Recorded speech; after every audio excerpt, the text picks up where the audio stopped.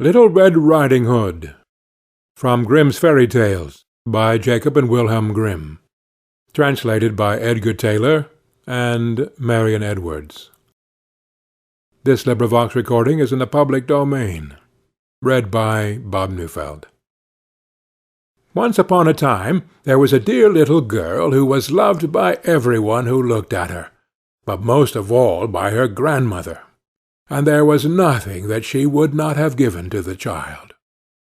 Once she gave her a little cap of red velvet, which suited her so well that she would never wear anything else, so she was always called Little Red Riding Hood. One day her mother said to her, "Come, Little Red Riding Hood, here is a piece of cake and a bottle of wine. Take them to your grandmother. She is ill and weak, and they will do her good. Set out before it gets hot, and when you are going, walk nicely and quietly, and do not run off the path, or you may fall and break the bottle, and then your grandmother will get nothing. And when you go into her room, don't forget to say, 'Good morning,' and don't peep into every corner before you do it." "I will take great care," said Little Red Riding Hood to her mother, and gave her hand on it. The grandmother lived out in the wood, half a league from the village, and just as Little Red Riding Hood entered the wood, a wolf met her. Little Red Riding Hood did not know what a wicked creature he was, and was not at all afraid of him. "Good day, Little Red Riding Hood," said he. "Thank you kindly, Wolf." "Whither away so early, Little Red Riding Hood?" "To my grandmother's." "What have you got in your apron?" "A cake and wine. Yesterday was baking day, so poor sick grandmother is to have something good to make her stronger." "Where does your grandmother live, Little Red Riding Hood?" "A good quarter of a league farther on in the wood. Her house stands under 3 large oak trees. The nut trees are just below. You surely must know it," replied Little Red Riding Hood. The wolf thought to himself, "What a tender young creature! What a nice plump mouthful! She will be better to eat than the old woman. I must act craftily, so as to catch both." So he walked for a short time by the side of Little Red Riding Hood, and then he said, "See, Little Red Riding Hood, how pretty the flowers are about here. Why do you not look around? I believe, too, that you do not hear how sweetly the little birds are singing. You walk gravely along as if you were going to school, while everything else out here in the world is merry."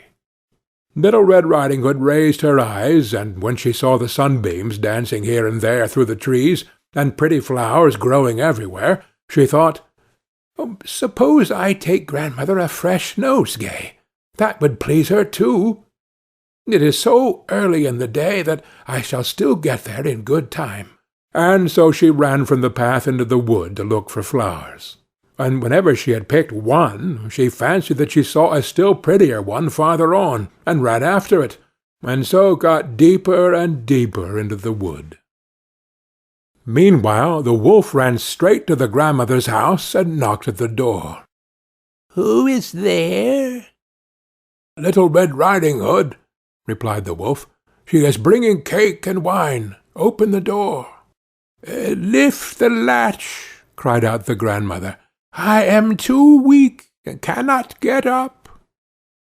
The wolf lifted the latch, the door sprang open, and without saying a word he went straight to the grandmother's bed and devoured her. Then he put on her clothes, dressed himself in her cap, laid himself in bed, and drew the curtains. Little Red Riding Hood, however, had been running about picking flowers, and when she had gathered so many that she could carry no more, she remembered her grandmother, and set out on the way to her. She was surprised to find the cottage door standing open, and when she went into the room she had such a strange feeling that she said to herself, "Oh dear, how uneasy I feel to-day! And at other times I like being with grandmother so much." She called out, "Good morning! but received no answer. So she went to the bed and drew back the curtains. There lay her grandmother with her cap pulled far over her face, and looking very strange. "Oh, grandmother," she said, "what big ears you have!" "The better to hear you with, my child," was the reply. "But, grandmother, what big eyes you have!" she said. "The better to see you with, my dear." "But, grandmother, what large hands you have!"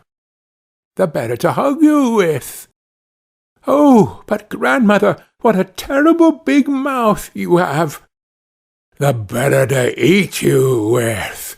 And scarcely had the wolf said this, than with one bound he was out of bed and swallowed up Little Red Riding Hood. When the wolf had appeased his appetite, he lay down again in the bed, fell asleep, and began to snore very loud. The huntsman was just passing the house, and thought to himself, "How the old woman is snoring! I must just see if she wants anything." So he went into the room, and when he came to the bed, he saw that the wolf was lying in it. "Do I find you here, you old sinner?"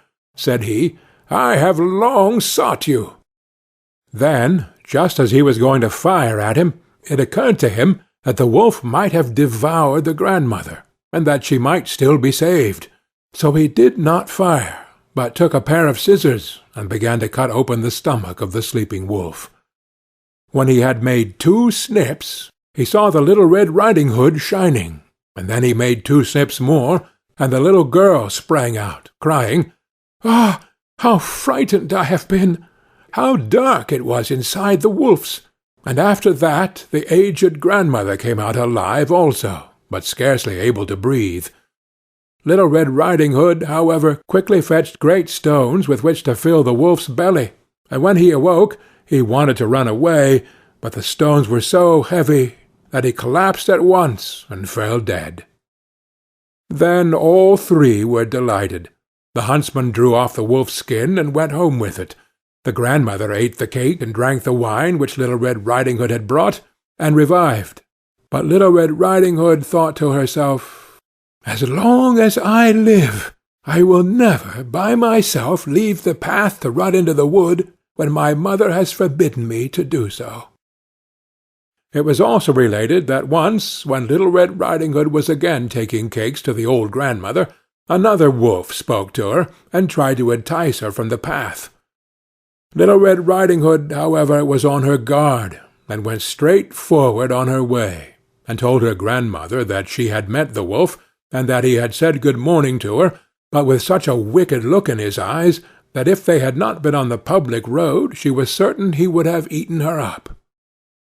"Well," said the grandmother, "we will shut the door, that he may not come in." Soon afterwards the wolf knocked, and cried, "Open the door, grandmother. I am Little Red Riding Hood, and am bringing you some cakes."